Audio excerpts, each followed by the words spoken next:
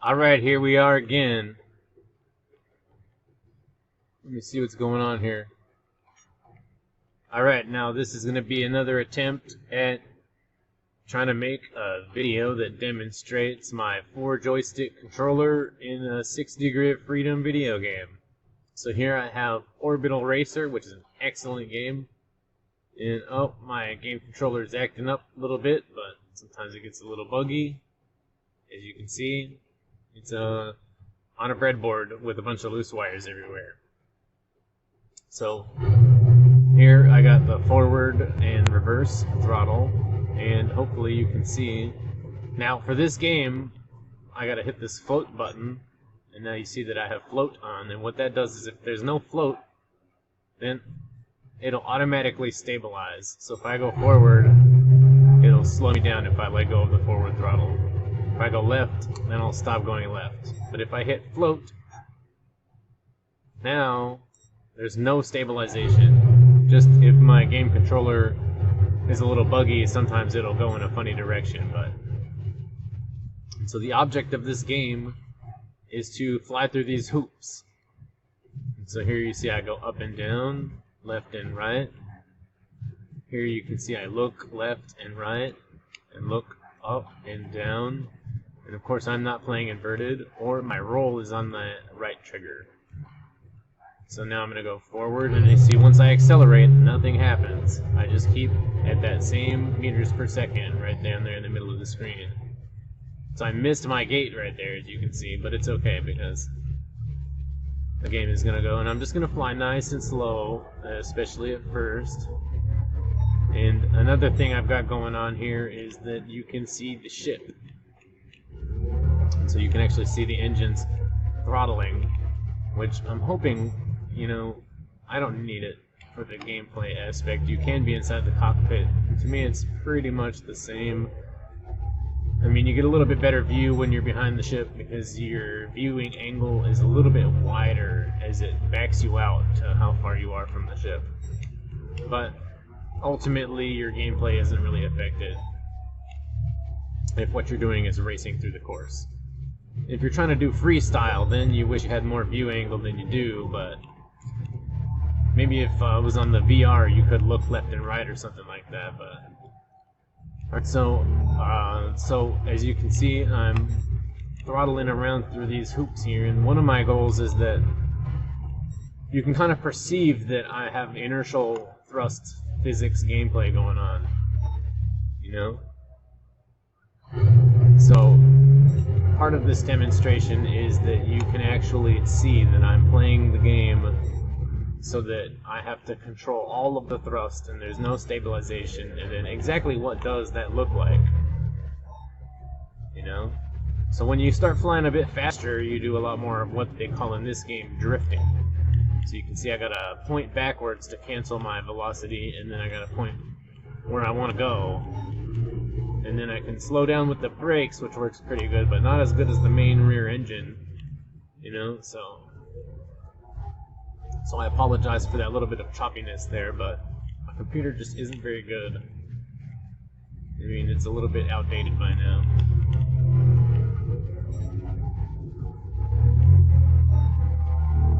And I'm just going to try to fly through some of these laps, and then hopefully you will be able to perceive the gameplay and see the controller in action. And hopefully I will sit so that the controller is visible in the screen. So what I've got going on here is I got this web camera pointed down at a mirror in the game controller. So the thumbs that you see here, that is on the game controller, but the fingers that you see here, which is also on the game controller, that's a mirror behind it, reflecting so that you can see the bottom of the game controller.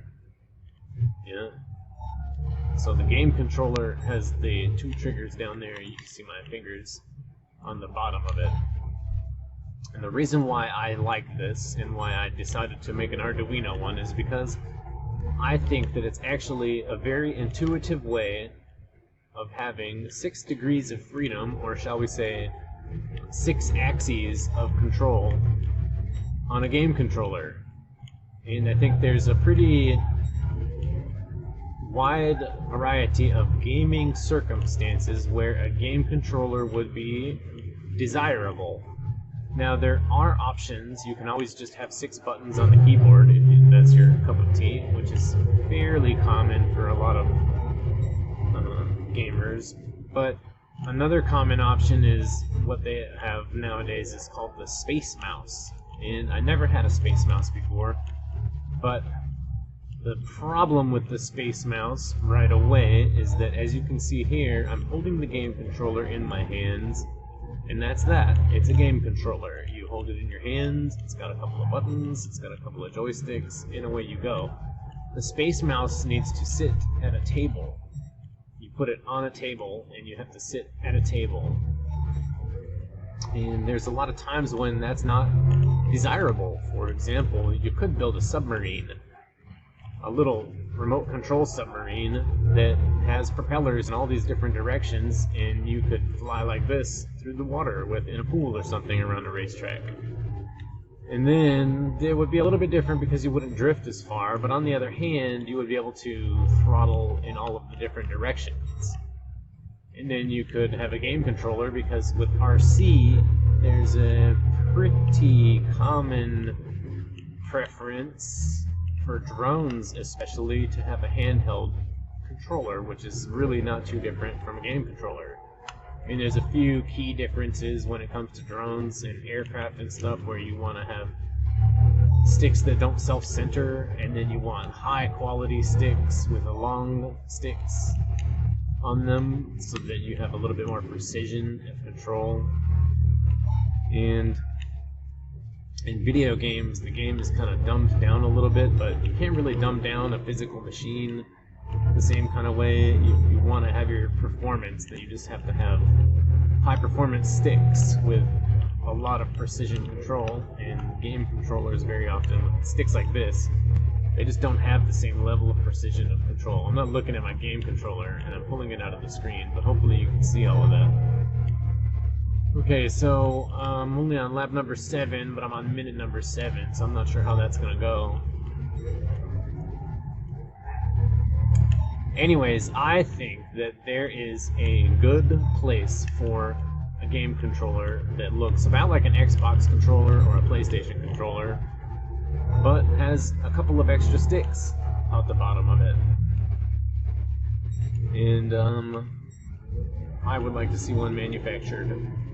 So actually, the objective of me trying to make these demonstration videos is that I can show maybe Windows, or maybe get some attention over at that PlayStation, or maybe a third-party person, or maybe just somebody who's in the gaming community and then knows, you know, some kind of manufacturer type person who can throw together a basic game controller, not any vibrators in the sticks, or not any wireless, or just like a $20 game controller like you might buy for the Xbox at Walmart, like a $20, you know, aftermarket controller, except it has joysticks on the bottom too, and works like this one right here.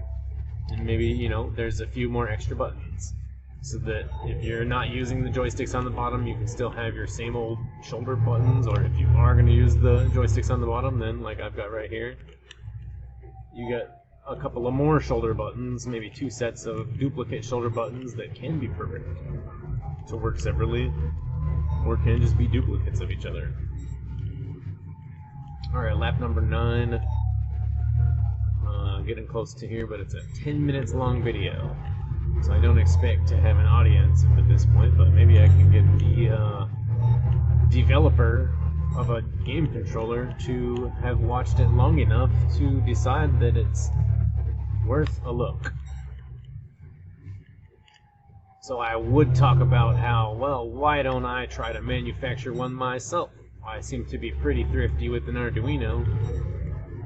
But, you know, there's a lot of people who talk about this nowadays. I'm going to cite Jorg Sprave, the Slingshot channel, and he talks about this. And, you know, patents and patent office and inventions and stuff like that, you can't really, if you're just a little guy like me, you can't protect an invention and produce it. You know what I mean? You have to be in a certain position to go through all of these legal frameworks, and it's a little bit like the police. Sometimes the police enforce the law all on their own, but for the most part, you have to enforce the law. The police don't actually enforce the law. If you would like to see the law enforced, then you have to get a lawyer and hire a detective and enforce the law all yourself. And then a judge might, I mean, if they have to let you do that, then they have to let you do that. So at this point, the autopilot has taken over. Alright, so I'm going to go ahead and sign off right here, but the bottom line is that trying to win a patent is not the right way to go for a guy like me. It would cost me so unbelievably much money I'd need to get all kind of loans, and it's just not a realistic thing to do.